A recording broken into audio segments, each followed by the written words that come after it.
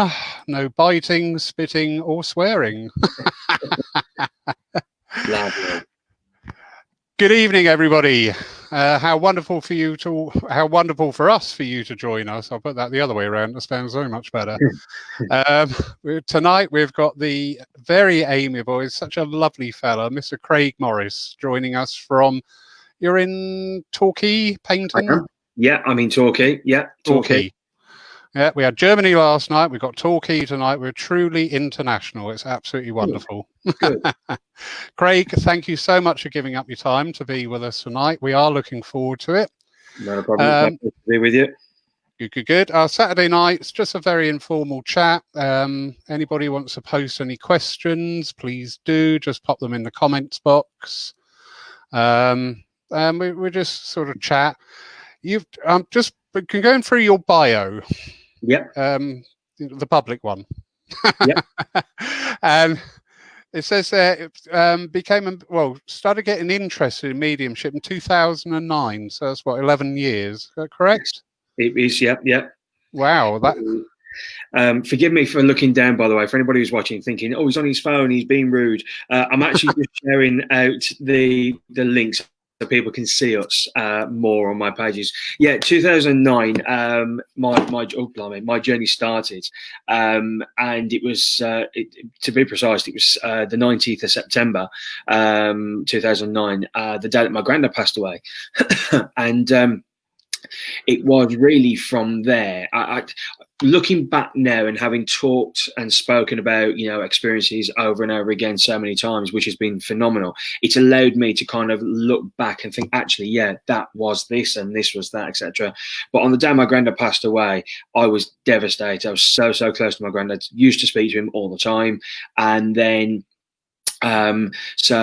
and I remember sort of where we were in the room at the Walsall Manor Hospital, because of how poorly he was, he got his own room. So he was laying there, he'd already passed. So I'm sat next to him, and all of a sudden there was about 10, 12 people in the room. And then all of a sudden the room just goes blissfully quiet. And I just hear a faint whistle from somebody who I knew didn't have any teeth. And I thought, that's my granddad, that is. And I just literally, my face was in my hands like this. And as I just looked up, I just saw a light. And my nan and my granddad came forward. And my nan, I actually never got to meet my nan. She died 3 years before I was born, so 86. And then all of a sudden, my granddad, I just heard the words from my granddad say to me, Craig, what you all crying for? I'm all right now. I'm back with I'm back with my wife. I'm happy. And then it was like my nan said, right, now you've all looked after him, it's my turn to take over again. So and really that was the kind of the start of it for me, to be honest. And then I went to go and see a medium, and yeah, so that was the starting point for me for the journey. Yeah, it's not. It is one of those more commonalities, it is actually through grieving and losing somebody very close that actually the doors to spiritualism begin to open for people.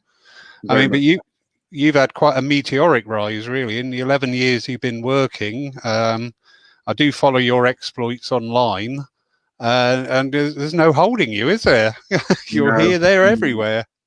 I just think that I'm very much a believer, and anybody who comes to see me do do a demonstration of mediumship, I'm a great believer that we're here for a good time, not a long time. And when I get the opportunities that I get and the opportunities that I've been given, there's obviously a reason that they're there. So I just literally, I tell people to embrace every opportunity that you get. So go and grasp it, go and grab it and make it happen. So, I've been very, very fortunate, very lucky over the years that I've literally from development to where I am today. And it seems like I only started yesterday, but I also feel that I've been doing it for literally all my life, which is it's a nice feeling. It's a nice feeling. But yeah, no, there's no holding me back. Definitely not. Excellent. It is actually. It is so rewarding when we work in the mediumship field. When you give that cinch, you see you've really hit home. Somebody's eyes light up. You've touched that nerve, and you just think, oh, thank you. You know, yeah, absolutely beautiful. And you studied for a while under Colin Fry, or he was your mentor? Yeah. So when I first started, I mean, this is obviously on the website, but I have to put a massive amount of gratitude to Tim and Jeanette Abbott. Let's get into them. Oh, okay. Well, we'll stick with your initial point. But yeah, so the Colin Fry opportunity came. I was going through just a phase of my life where I was really finding me. I don't want to say too much because I've written about it in my book the last couple of weeks. But yeah, I was kind of finding myself, becoming who I am and all of that. And I decided that the job that I was in, I didn't really want to do anymore. And my cousin Jade, I remember having a night with her and we were chatting away and she said, you know what, because if you don't take this opportunity now to go full time in your mediumship, you never will. Yeah. And I thought, yeah, you're right with that. Let's give it a go. So I did. And anyway, I just didn't know when the time was right. I actually went off sick with work for a little while. It was almost like my safety net for a short period, although it didn't last long, I must say. And I remember it was the 10th of November 2014, and I was sat in the kitchen at my mum and dad's house, and I just thought, can't do this anymore. Can't do this. So I emailed my manager there and then when I woke up, and excuse me, I emailed her and I just said, thank you for the opportunity. Really sorry, but I'm going to be leaving. And she said, that's fine, not a problem. And she terminated my contract by the end of the day.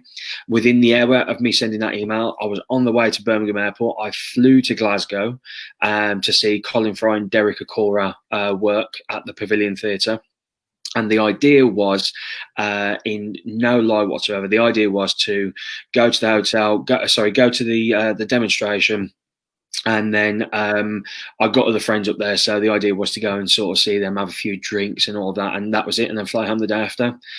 As I got to the hotel, I very, very nearly asked the guy behind the desk if Mr. Fry had checked him. But I don't know why I thought it. I thought, hang on, no, he's not going to tell me. So I left it.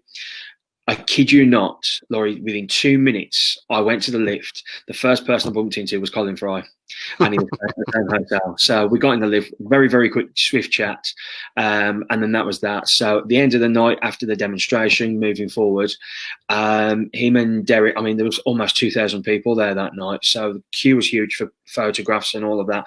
And I remember Colin leaning over to Derek, and he pointed over at me and he said, you need to watch that young man over there. Just keep your eye on him. And I was like, hang on, what am I doing? What have I done? And at one point I thought, am I stood in a place where I shouldn't be? And he just said, he's up and coming. So thought nothing of it. And then afterwards they'd invited me for a drink to obviously just to socialise. So I'm sat there, and my friends who are like massive supporters of footballers, the only way I could describe it was almost like being sat with like the David Beckham and the Steven Gerrard of the football world. It's the only way I could really describe it. So I'm sat there and I'm thinking, this is just bonkers. And then we'd only been sat down for 10 or 15 minutes, and Colin asked me, did you enjoy the evening? Yep, thoroughly enjoyed it, thank you. And he went, good. He said, now you won't know this. He said, but I've had people out watching you. And he said, I like what I'm hearing. So how do you feel about joining me on my tour as a guest medium? I was like, huh? So, and it was one of the moments I just thought, is this a wind up or whatever? And no, it wasn't. So we were chatting away, and honestly, and that was it. So, and then I think it was about 2 weeks after that, I made my first appearance with him in Crewe at the Lyceum Theatre. And literally from there, obviously, sort of, working with him. We worked in Spain. Worked in Spain with Colin. Worked in Gibraltar, and then obviously up and down the country as well, which was just phenomenal. And he really did take me under his wing, and it kind of showed me a different side to the world of mediumship, and the mediumship level that I was at was, obviously changing because, being put out there in front of that many people, it was just, and, I say not enhancing, it was just developing. That's what it was. It was developing and giving me that experience, which was just you couldn't buy that experience. So yeah, and so like I say, and you know, obviously God bless him, he's not with us anymore, but it was an amazing time that I had on the road with him. And funnily enough, something popped up on my timeline. This time 5 years ago, we were in Looe in Cornwall. So that was nice, and through that, obviously, I've made some wonderful friends as well. And yeah, it was exciting. I was only talking about him, literally, was it yesterday or the day before, with a friend, and because we were talking about Eastbourne and things like this, and you know, Eastbourne was his last demonstration, and I had the pleasure of guesting there with him. So to sort of be the last meeting to ever work with Colin Fry is just something that I kind of hold quite close. But yeah, so. Yeah. I only saw Colin a couple of times, but I was absolutely transfixed when he used to do the was it Magnus, his guide? Yeah, his guide. Yeah, Magnus. Yeah, that's correct. I could sit there all night and listen to that. You know, when you get that trance mediumship coming through to that level, you're just like, yeah, I really love this.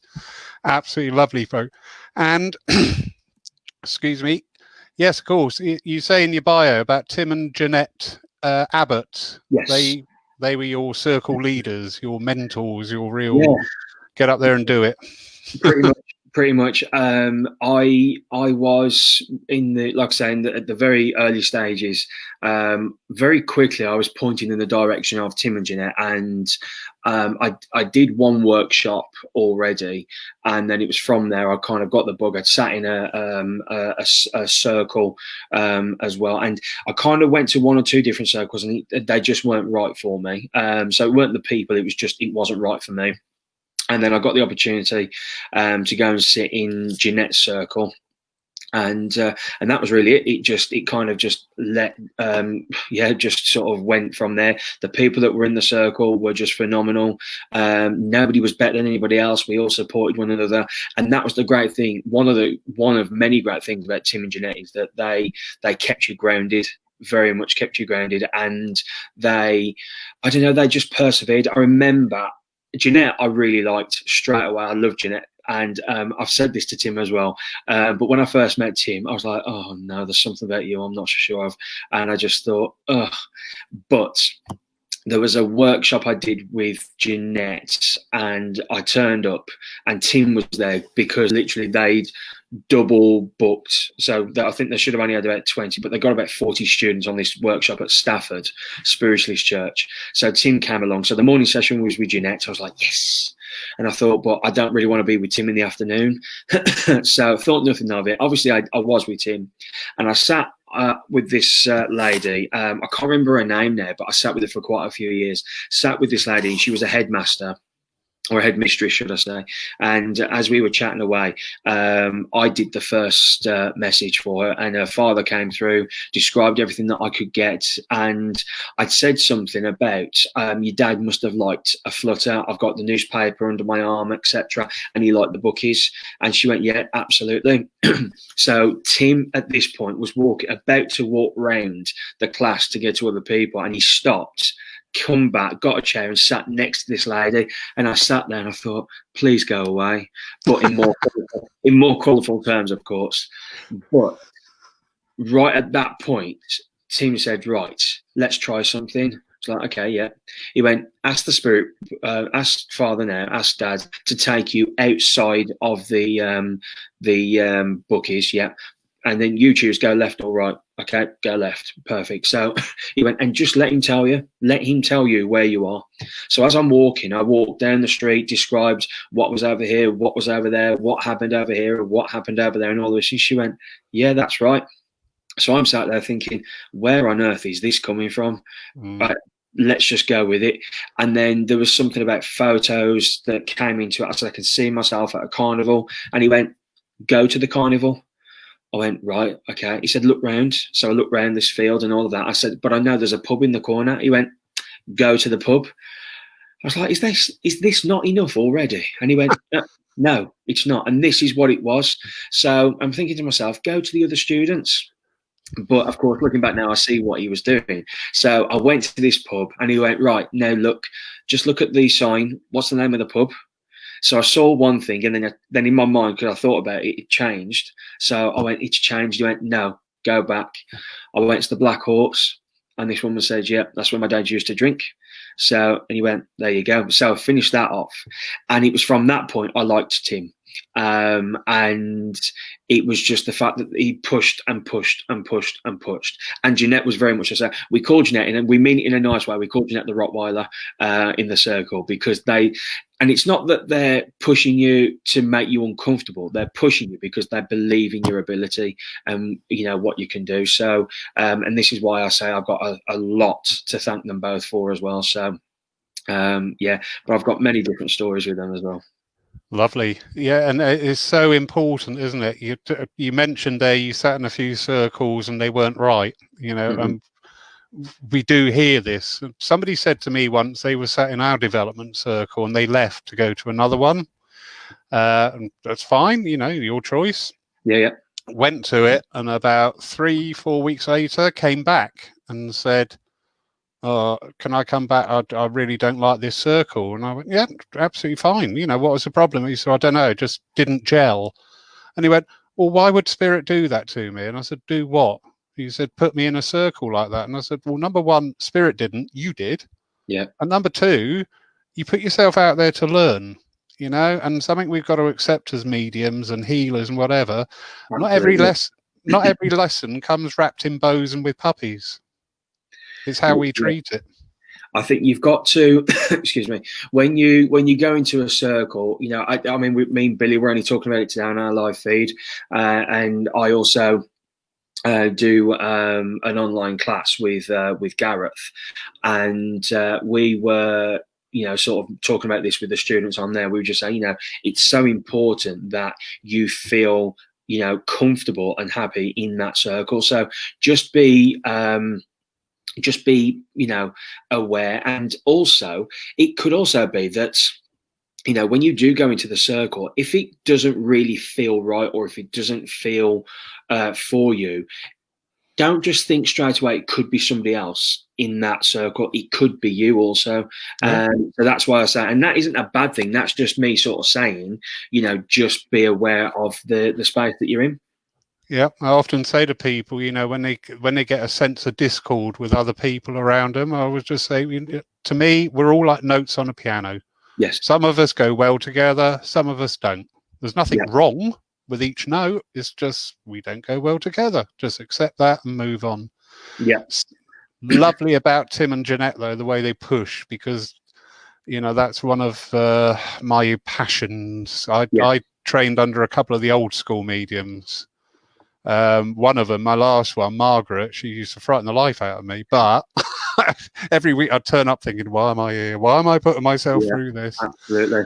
And I mean, and the thing is as well, because Tim and Jeanette are both, again, you know, old school, if you like. You know, Tim was, he spent a lot of time with Glyn Edwards, and obviously he's down there at the college, etc. So it's just, and the thing is as well, it's not just about the development of mediumship and your ability, but it's also the development of you and your own spirit and in this journey. Because sometimes, you know, you get challenges that get thrown at you in life, and you just think, who can I talk to about this? And that again was something that Tim and Jeanette, I mean, I still speak to them, you know, every now and again, always visit them when I'm in the Midlands.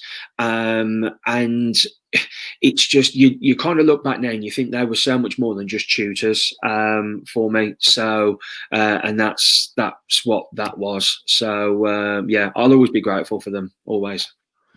Very true. You know, your circle leaders and those ones that you can't, you know, because when we're working in these realms, we've got to find somebody we really, really trust, you know, and listen to their advice. Yeah. And B, you just got to find those people, you know, because you get people of all various avenues and think, you know, and I'm sure you've had it. People come out and say things and just sat there going, what are you talking about? Yeah. And then you meet the ones, don't you, where they say something and you think, oh, yeah, we've got it. We really have got it here. And it's so wonderful when that does happen. Excellent, excellent, excellent. You must be really missing being out on the road at the moment. Is that really annoying? I am climbing the walls. Yeah. Climbing the walls. I again, because I'm so used to just being on the go, always doing something. And I mean, April, on the build up to the middle of April, I was getting excited because I was thinking to myself, I've got 2 or 3 weeks off in April. My parents were coming down and all of this. And I'm thinking, I'm looking forward to time off. I need it, to be honest, because the first part of the year had been pretty busy. So, but it kind of went a little bit further with time off than what I was anticipating, of course. But yeah, I am missing it. And the first couple of weeks, it was almost like Christmas Day every day. It was just, not really doing a lot. But I sort of found doing other things. I mean, obviously, I do these lives as well. So, with churches, which I really enjoy, plus my own lives as well. And I'm still doing readings from home, which is, thankfully, people that had booked in private readings with me have kept their appointments. And they said, yeah, we'll just have it over the phone or over Zoom like this. So, yeah, perfect. So that's always good. But, it's just, I suppose it's kind of that feeling of not being able to just go up to the Midlands or, see my parents, if I'm passing through, going somewhere else. But, yeah, I am missing it, definitely missing it. Yeah. And also from your point of view, where you've booked your schedules and your venues and everything, it's not something you can just pick up again, is it? It's No. It's so long in the planning. I know Jan, our medium secretary, has been tearing her hair out because there's so much planning gone into booking everybody.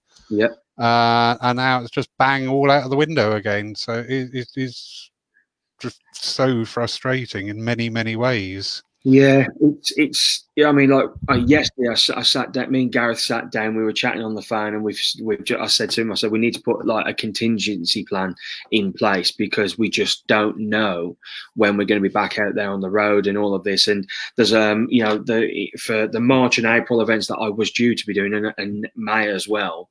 They've had to now be moved and shifted to later in the year. So the time that I was going to have off has now been shortened. So if any more events now do get cancelled, and some have already had it where they've been not cancelled but postponed, but they've now had to move to next year because there's literally nowhere in the diary for them to go.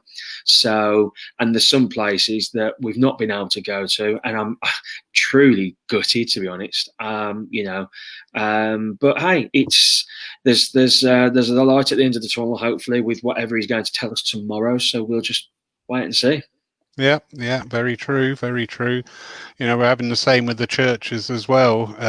Like yourselves, we've got all plans which we've had to delay, put forward, put back, whatever. And people are asking, when do you see the church opening? I've got about 3 contingency plans behind me. Worst case is, being honest, not this year. Yep. Best case is August. So we've just got to play it by ear. But the thing is, everybody's in the same boat. No matter what the field, no matter what the profession is, everybody's going to have exactly the same things, and it's making us rise to it. Actually, Absolutely. It's a shame, but I'm just hoping that out of all of this and what's happened, I just hope that the positive side out of it is that people will begin to appreciate, the freedom that they've got, and the freedom of like being able to just go and see family and friends pretty much as and when you want, and not taking little things for granted, like a walk down to the beach. Oh, I can't be bothered doing that today. And I say to people often, you just don't know what's around the corner, so make the most of it whilst you can. So, and I'd like to think, and this is some of the theory that Billy and I have sort of talked about, but we're hopefully, the idea or the nice thought will be that people might start to, after seeing all of these services online, and now the Joe Public people that don't normally go to a spiritualist church but would go to a theatre to watch, pay £20 plus to see mediums there. I think because they've now been exposed to churches like yourself, because you have this platform, it'll be really, really nice to think, actually, do you know what? I've enjoyed those live feeds. I'm going to go there instead. And I think they'll then realise, and I'm not really, I'm not saying that the mediums that you go and see in the theatres, you know, because I work in theatres as well. But for me, the foundation is always going to be the church. You know, never forget where you come from is what I get in my mind. But I'd like to think that we'll see, you know, so those seats behind you in your church there, I'd like to think that they're going to be getting busier and busier and a little bit more fuller when the time comes. I very much of the same thought that yes, and especially, you know, I always say this, that yes, there are these certain benefits. We have got to look to the future. We have got to plan. Yeah. But we are also all very, very mindful that by the time we finish our talk tonight, you know, we don't know how many more have gone back to the spirit world because of this time. Yes. But yeah, going forward, yes. And it's also opening up. I mean, this weekend, I've got a very diverse program of speakers on, you know, and so it's nice. It's opening up different fields. Absolutely. I was getting a little bit scratchy now beforehand because it was all focus on mediumship. You know, when you're running a church, it's not all mediumship. It's all the parts. It's the philosophy. It's the community. It's the healing. It's all these parts. And before there was this tone going on in the background of, you know, it's just about me. Every night you looked online, there was another mediumship dem here, there, everywhere. And I'm not having a knock at you. You know that. Yeah. But, you know, it's saying to people, yeah, the messages are wonderful. What does that mean? You know, and it's inspiring that. It's not just, oh, I had a lovely message, go home and carry on the way you were. Actually, you know what? If Granny come through and says, I'm living in a wonderful place, in 50, 100 years' time, mate, you're going to be there as well. Yes, absolutely. What are you doing about it? I think when it comes to, and like, you know, sort of going along those lines there, when we talk about the these live feeds online, you know, I also think and like you say, when you're getting lots and lots of the same thing, it's, you know, I mean, to be honest, this week has probably been my busiest week with the online lives that I've done, and I wouldn't normally do that many, but obviously this is different because it's the church's pages, etc. But yeah, if you give too much of the same thing, then yeah, naturally people will think, oh, you know, maybe I'll wait till, you know, they talk about healing or they talk about trance or whatever it might be. So it's good that you know, you have the difference is as well, which is good. So yeah, it's all good. It's all good. Yeah, there are definitely, you know, there are, as I said, we are always extremely mindful of this time, but we do also have to keep an eye on the future. And yeah, there are a lot of possibilities. I don't think the online thing will die away at all. This is, the genie's out of the box now. Yeah, I agree. Yeah. And I can see now, I've already been looking at cameras for live feeds of real-time services, plus online stuff, because, you know, people can come back to it as well, which is a wonderful thing. You know, it's not just of that moment. They come back and have a look and just pick up and learn, and that's what we're all about. It's just about expanding that mind, that understanding, that spirituality. Yeah. So yeah, very interesting. So Claire Vaz, how do I send healing and strength to someone currently in ICU that desperately needs it, please? So for me, it's really just about the intent for that, and the fact that you're bringing that up and you're bringing it to the surface like this. That intent has already gone out. What you could do, and this is what I tend to do, we've had family members that have also gone through similar things, sadly, but there's in the room there, I sit, I've got my chair there, and I just light the candles and what I tend to do is I just sit in the company, sit in the power, and put that intention up there, and just sort of invite the spirit world to come and join me, and just be in that place, in that space at the time. And at that I also send up like a little intention, a little prayer, if you like, at the start, or even sometimes at the end, and just sort of ask for that healing wherever it's needed. But I also do that before I ever do like a demonstration, or before I ever do a one-to-one. I'll sit in the company anyway, and I always ask for healing to wherever, to be sent to wherever it's needed most. So Claire, you could do that quite simply. Just light yourself a candle, sit in the chair, just sit in the calmness. If you want some music on in the background, meditation music, that's not a bad thing either. But I don't often do that. I'll just sit in the quiet, and I'll just send up the thoughts, and that's it. And there's a very, very close family member to Wayne and myself that, again, she was quite poorly. So we were like, I was just sat there. And of course, Wayne, being very close to his family like myself, and I just thought, right, let's see what we can do here. So I remember sitting, and I sat for a little while, and I just said to the spirit world, I said, right, come on then, let's do this. Let's get her better. Let's make her well. And she got a brand new little born baby to get to as well. So anyway, I think it was the day after Wayne got the text message from the family member, and she said, I don't know how to explain this, but when I was in the hospital last night, I was in my room, and she goes, I was just about to go to sleep, and literally as I lay back, closed my eyes, I just saw a room full of people. She goes, and then I opened my eyes again, but there was nobody there, like physically there was nobody there.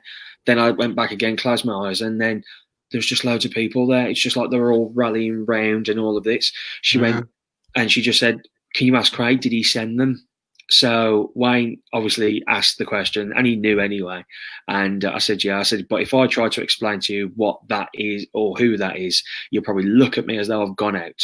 But of course, we all know, friends on here, we all know that was the spirit world and the healers from there doing their job. And she's now thankfully out of hospital, and she's made a full recovery, which is phenomenal. So again, there, Claire, that's what I would say to yourself. Brilliant. Yeah, very sound advice. You touch on something there, well, a couple of subjects actually. Number one, intent. Yes. That is, I do bang on about this with everybody. It's the intent. We can all say things, we can all do things, but if that intent isn't there, it's hollow. You've really got to want it, because if you think, Claire, if you think everything coming from your heart, and what that means, it's coming from your heart. It's not coming from your mind or being thought through. It's just pure love coming from the heart. That is that intent that you're stating out, at that inset, and that's when things are the most powerful. But it's also, I find it very interesting, something that's come to light quite a lot pre all this kicking off, was how much of our work as mediums is actually healing, but not only for this side, but also for the other side of life as well. When we're working as mediums, giving those messages, I liken it to, if we had an enormous row, fell out, and never spoke to each other, and then one of us passed, and then thinking, I wish actually, do you know what? I just said sorry. Yeah. Spirit getting that opportunity to do that, to come through and just say, yeah, probably I'm the last person in the world you want to hear from, but I'm here because I just want to say sorry. Absolutely. And that is a very strong healing vibration. It's often not ignored, but not credited. Yes. Yeah, I agree. I always say to people, somebody asked the question the other day in our online class, how do you think the, healing, connects, or do you think healing connects with mediumship? Absolutely, it does. Absolutely, every message is a healing. It's a part of the healing process. So, and like you say there, healing isn't just literally the healing that we receive, from healers in the churches or healers in the spirit world. Healing is a part of a message that comes from the spirit world, like you just said there. So yeah, I agree. Absolutely. Yeah. So I hope you got all that, Claire. You just mentioned, oh, there we go. That's nicely timed. Are you doing any small group or one-to-one Zoom teaching of mediumship development? And a Yes. lovely Fiona. Yes, Fiona, I am indeed. Yeah, we've just so Gareth Lewis and myself, we've been running. We've done 5 weeks now, I think. We did it just in 4-week blocks, so we're now just started our second one. But we have said that if we have if we have enough people, we'll happily set up another one. I think Gareth's also on about starting up one for himself. Again, if enough people come forward, and the same with me. Doing that sincerely. And the other thing that I mentioned yesterday that I'm going to do, and I'll start it next week, is like an online Zoom meditation. So it might be sort of a 20-minute, half an hour, Zoom meeting. And for the meditation, it's literally that you can just come and join us. The workshops, there's a very, very small fee for that, but that's not huge. But the meditation that I'm on about doing, I'm just inviting people to come and join me, and just to sort of give people the opportunity to just escape what's going on for a little while, and just to maybe help them through what could be a difficult time. So yeah. Yeah, that is an excellent thing to do. I'm running 2 meditations a week online here from the church. And you probably get about 30 to 40 people join in. Brilliant. But again, you can watch it later on. You see the numbers creeping up. We had a beautiful meditation last night from Dr. Robert Behrendt, the German physician, who's also a spiritual healer, and he gave an amazing meditation. And I was sat here trying desperately not to go with it, because I thought, I've got to press buttons, I can't drift off here. Brilliant. But yeah, online meditation really do work. They just give that focus. I think it's great, and for that, I mean, the best thing to really do is you can either get me here on Facebook, or you can go through my website and use the contact us tab there, and contact me that way. Excellent. Yeah, it's again, we look at these things, we can't help but look and see what's going on apart from the current situation, and this online working has really taken off so much. There was so much hesitancy at the beginning because, like everybody, we all thought it was going to be a week or so. We just thought, this is just going to be over very soon. But now it's really growing, and it's lovely to see some of the mediums where they're starting to work, and I'm really happy that I brought on a few people. I'm very persuasive. I say, oi, you're doing this service, all right. But do you know what? The ones that have come on have loved it, and they've found that confidence as well, because because our mind stops. I can't do that online. Why? Spirit is sat there going, yes, you can. We're sat there going, no, I can't. I often, I did my, I think you popped into it actually. I did my first divine service last week on Sunday for the wonderful Light Christian Spiritualist Church of Weymouth, and that was really nice. That was lovely. And I remember being sat there, and my friend said to me, because I spoke to him in the morning, I told him that what I'd be doing. He said, "So what are you going to do? Wear a shirt and tie on your shorts?" I went, "No, actually, I'm going to wear the full shebang. I'm going to go the full shebang, because one, I've not been in a suit for weeks, but secondly, it's just nice when you're in that zone, in that energy. It's nice just to feel the part as well." So I really enjoyed it, and the more I'm doing them, the more I am actually enjoying them. So, and do you know what? I think now more than ever, people that are watching, and I'm not saying that they weren't before, I really, really don't mean it, because it might sound like that, but I don't mean it in this way. But I think people are now appreciating the time that, people like yourself and me are giving. And I'm sure there's people that are online tonight that are doing the same thing, and I read some of the comments from people tonight where they're saying, thank you for giving your time, because I've not been able to get out of the house or not been able to go to church for so long. So it's nice that you can bring the church to me, or this service to me. So, and I think people now will appreciate that a lot more as well. So I think that it's a great thing. Yeah, I think that goes hand in hand with the general vibration. One, you said about some of the things that you really hope remain after this, and one of the things I think is just people being appreciative of other people and just taking that time, and not when people are saying I want it to get back to normal, you just I don't. Yeah. I do not want to get back into 7 a.m, the alarm going, the radio on, news, being bombarded by stuff 14 hours a day and then sleeping and then thinking, what day is it, we have the opportunity here to actually and value what really is valuable. Yeah, just really, really get the true value. I agree. Thank you. That was Claire. Read the message about healing. Wonderful. Glad you got the advice, Claire. No problem. No problem. Paul Dodd, who is not very far from you, probably shout out the window and he can hear you, even though you're not working. Okay. Do you still sit with spirit every day? Not every day, I don't. No, not every day. There are times where I have sat a lot more than what I would usually. There's been times where, I've been at home, and because initially at the first part of the virus, Wayne was out working still because he works for the local, worked for a bus company in town. So technically a key worker. So he was off to work each day. So I got myself into a bit of a routine, but there'd be times where I'd be sat there and I'd be thinking, I'd either be thinking I'm bored, I've got nothing to do, or I might be thinking I'm just a little bit agitated. And I used to think in those points, what can I do? And it was almost like a light bulb moment. So I was like, I know what I'm going to do. I'm going to go sit.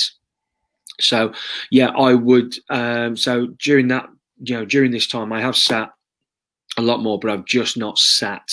I haven't sat every day. I've kind of just sat when the times, when I've felt the need to be honest. And I'm enjoying it a lot more, I must say. The mind's a lot clearer, and I think just going from what you've just said there, Laurie, that's when you get up in the morning, usually you've got the everyday life, the alarm going off at such a time, got to do this, got to do that, we're off out on the road again today, we've got to get all this done. Excuse me. But then now all of the normal way of life has gone out of the window.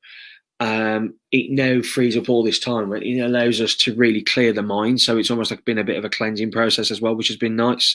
So but I have sat a lot more, to answer the question. Anyway, I kind of waffle on a little bit. Sorry, I get carried away. So apologies. I'm the same. I've often said a conversation with me is like one with Ronnie Corbett. I get there in the end. Yeah, absolutely. Interesting question here, Victoria Medway. Can you see the comments there, Craig? Past loved ones. I can see the comments on the right, and I can see Victoria's question. So, are past loved ones with you in your last hours? What happens in those last hours when you pass? Good question. I like that. That's a good one, Victoria. So, again, this I can only go, on my opinion and what I've been told through messages from the spirit world before now and experiences, but. Absolutely. I very much believe that when our time comes, the spirit world will come for us. Your loved ones who have gone before you will absolutely be there. I know that. One of my best friends, bless him, he passed away last year, Guy. And very young, and we would chat every other day, sometimes literally every day. And he would say to me, Craig, because he got told he got terminal cancer, and he said to me, he said, I want to talk about that day that I'm going to go. I want to talk about the day that I'm, when I die. He said, because I know that it's coming. He said, but nobody will talk about it. He said, but you're probably the only person that will talk about it. I said, right, what do you want to know? He went, well, I know. I went, your mum come with you?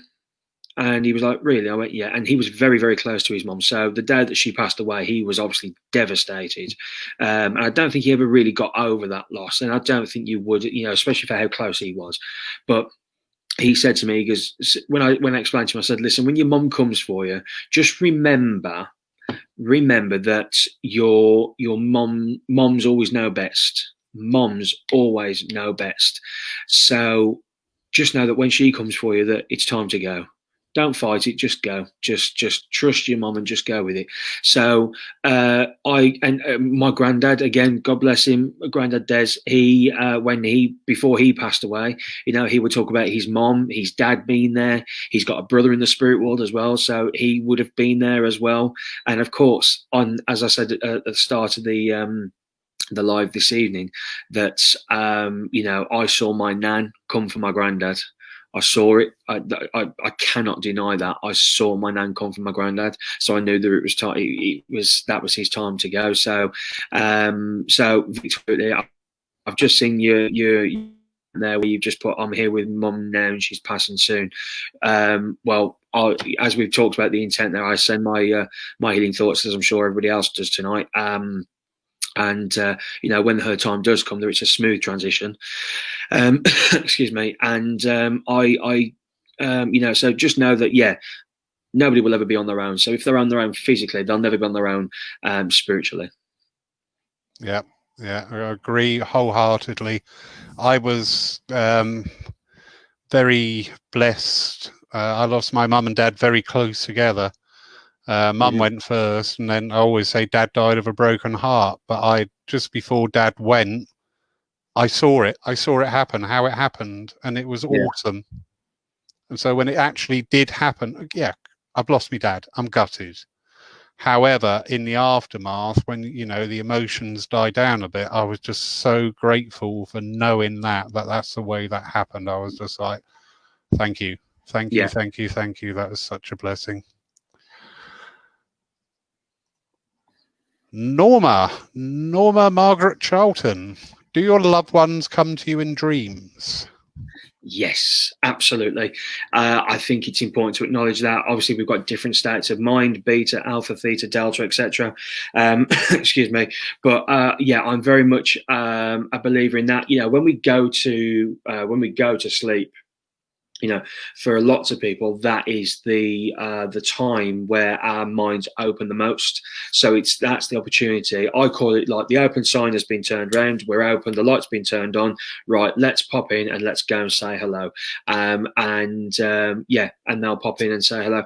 And often, because if you're at home cooking, cleaning, doing whatever it is that you're doing, your loved ones in the spirit world are probably showing you that they're there, but you'll just think, oh no, it's in my head, that is, or you'll disregard it. But when you're in a dream, you can't, because you're in that sleep state. So for me, absolutely 100% loved ones come back to us in dreams. Absolutely.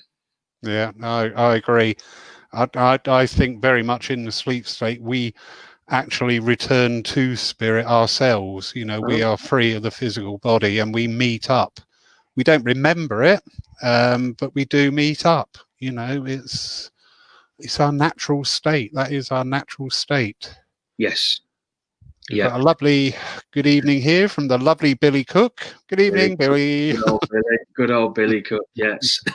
he'll probably ask me later on if he's missed anything from the first part of the video. And did you talk about me? Did you mention me? So there you go.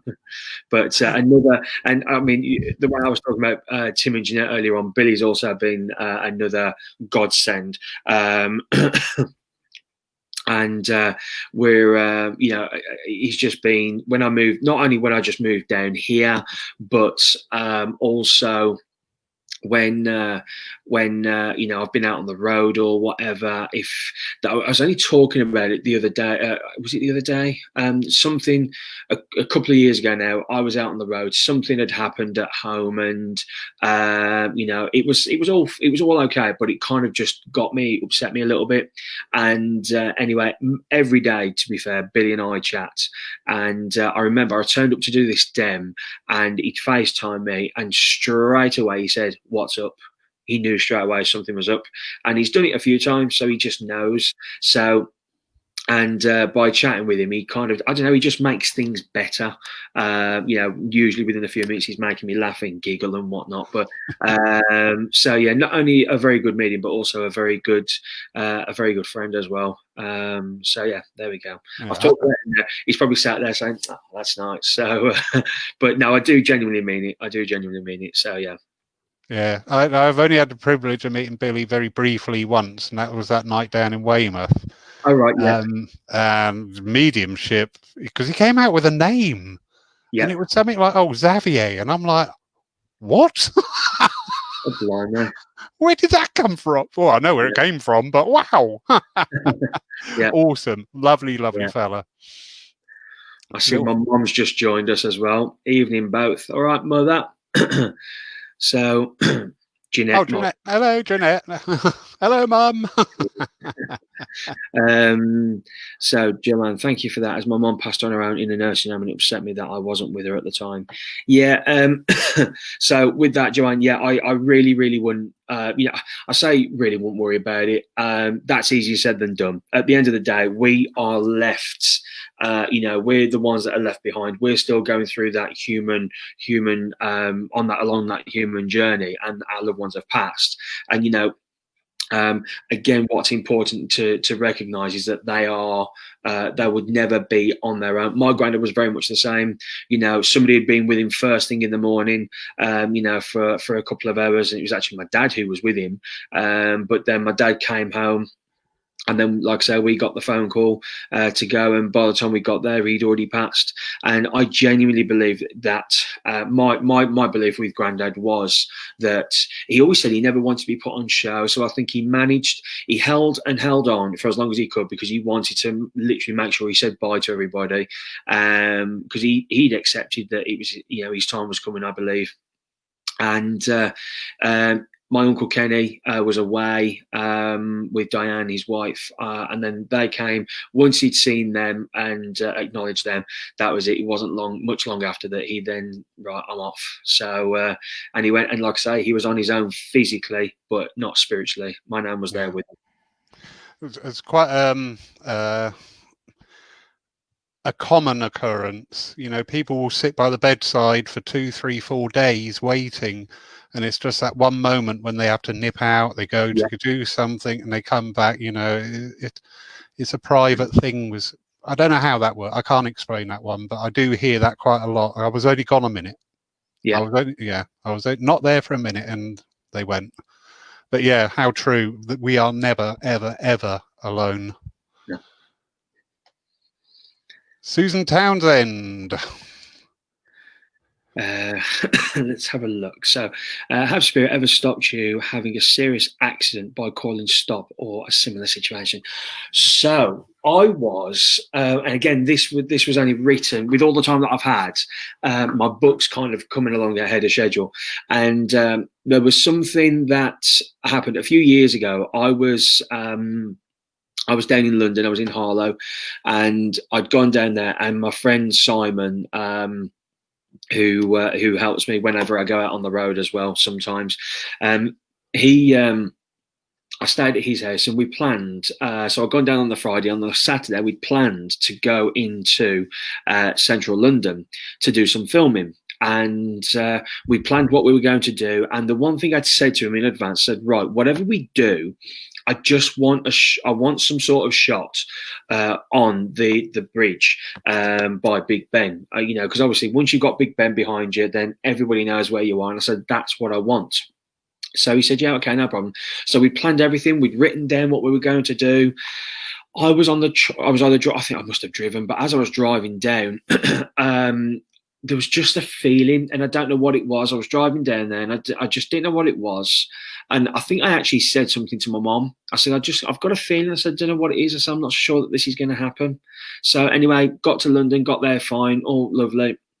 And we got into town, me and Simon were in Witherspoons having a swift half, as you do. And as we were chatting, I said to him, I said, dude, I don't want to go tomorrow. And he went, what? He went, I've got the cameras out, got everything set ready for the journey. I said, I know. I said, don't want to go. And he went, okay. And he just kind of looked at me and he went, okay, explain. So I said, there's just a feeling. Don't know what it is. There's just a feeling. And he was like, okay, then, no problem. So, of course, everybody will remember the attack that was on the bridge when people got run down on that day. I can't remember what day it was, but that was the same day that I was due to be filming. So somewhere, somehow, somebody upstairs said, "Don't go, don't go," and that happened. So yeah, I truly, for me, believe that that would have been that there. So that's one thing that I can recall, absolutely. And there's bound to be others that I could think of later on down the line, but that's the most prominent one that sticks out in my mind. So yeah, that was interesting. Yeah, no, very. And that's the ones that we notice. I often, I draw the allegory between that film Sliding Doors. Yes. I often say, somebody said, "Oh, I just suddenly decided to go out today. I don't know why. Nothing happened." Yeah. Well, maybe if you'd stayed where you are, something might have happened. Yeah. We don't know. If you're inspired to do something, generally, do it. Yeah. You may not understand why, but somewhere there is a reason there. Yeah. 100%. I see my dad's joined in as well. And I was going to say, it looks like the Morris family are online tonight. Yeah. Hello, everybody. Do you have like FaceTime with all your family? Yeah, every day I speak to my mum sort of 2 or 3 times maybe, and then so we'll probably speak to. I mean, I say we'll speak to them later on, but I don't know if we will or not. Just because I've already spoken to them today, but definitely speak to them tomorrow. But we're hosting a quiz night again tonight. So with it being Saturday, so for the last 3 Saturdays we've been doing quiz nights. But so I probably won't get a chance to speak to them again tonight, but certainly tomorrow. But yeah, every day I speak to my family every day. So. Yeah, we're very lucky. We're sort of like, we're very close as well. So yeah, it's good. Yeah, that is absolutely wonderful. Craig, what? It's been an absolute pleasure tonight. I have thoroughly enjoyed it. Good. Ever since our meeting at Bath Road. I'll share this little story. There I am up there giving it all that. And I went to this bloke, or I can't do it. No, the other way, isn't it? This bloke here, not knowing who he was. And then found out afterwards. I'm quite glad of that because I think peer pressure, I might have gone, I can't go to him. No, not at all. It was, and do you know what? It was only, because obviously I was doing some other work down there, that I finished for the day and I got back to the hotel literally which was just up the road there from the church, and I was on the phone to Billy and I'd said to him, I had seen that the church had got a service on. He literally, Craig, he said, "Where you are, it's down the road, such and such," because he'd been there. So I said, "Right, I'm going to go." And obviously I'd looked onto the Facebook page to see who it was, and I'd seen that you were advertised. And I thought, right, okay, let's just go. Let's just go, because of course nobody knows who I am. Nobody knows me there, which is good. So, and literally I walked in and it was just like, "Oh, nice to see you, grab a seat and all that." And it was lovely. So it was nice to go into a new church for me as well. So that was lovely. And then obviously we met that night, and I think, was it the day after we'd gone to the pub as well afterwards, or a couple of days later we met up again. We went for of course, everybody, we're good. We drink drinks. Buying a pint. Absolutely. But yeah, so no, it was that was a pleasure, that was. So yeah, it's been good. Yeah. No, it is lovely when you go to somewhere new where you're not known, and you just get that little bit come through for you, and you think, yes, that's lovely. That is really nice. Absolutely. Yeah. Have a wonderful night, Craig. I hope you win on the quiz. Oh, well, we won the first one. So when I said to my friend, I said, "What's the prize?" He went, "Well, I won't tell you what he says because it was colourful, but he just said, right, you can host." So we hosted last week. So yeah, do you know what? To be honest, it's just a bit of fun, a bit of a laugh with mates. But yeah, if we win, it's a bonus. So yeah, fingers crossed. Brilliant. Brilliant, brilliant, brilliant. And until we meet up, you are booked in here next year, but I am, yes. All being well, fingers crossed, and all the positive intention in the world to go up there. Yeah, I will be with you. I'm looking forward to it. Well, if you don't make it, I'll send Janet after you, and you don't want that. No, perfect. Craig, lots of love to all of you down there. Take care of yourselves, all right? Yeah. And yeah, one day we will actually all meet up for a pie and a pint and a Campari or something. Indeed we will. I look forward to it. So yes, brilliant. Thank you for the invite. Thank you for hosting, and of course to everybody that's been in tonight listening. And somewhere along the line, friend, I hope we all get to meet. But until then, keep smiling, be happy, eat the cake, drink the wine, and drink the beer. Who cares? You're not carrying the coffin, so it doesn't matter, does it? So there you go. Ladies and gents, a lovely Craig Morris. Thank you so much, sir. Thank you. Thank you. Quick reminder, everybody, tomorrow morning, 11 o'clock, we have a divine service, and we've got Elsa Rossi. She is not a medium, but she is a very much inspired speaker. She runs the British Union of Spiritists Association.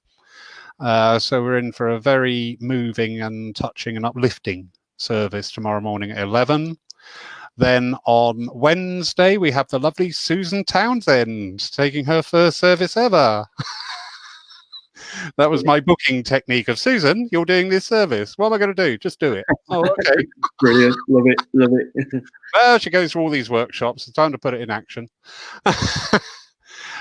This time next Saturday, we have our local celebrities, the twins from Bath Road, Alan Jeff Potts. And then the following Sunday week morning, we have the lovely Tony Goswell from Kinston. In the meantime, thank you all for joining us tonight. Bless your hearts. Thank you if you're watching us on catch up. Like I always say, stay safe, stay sane, and please stay indoors. God bless you all. Look after yourselves. And we will see each other again someday. Bye-bye.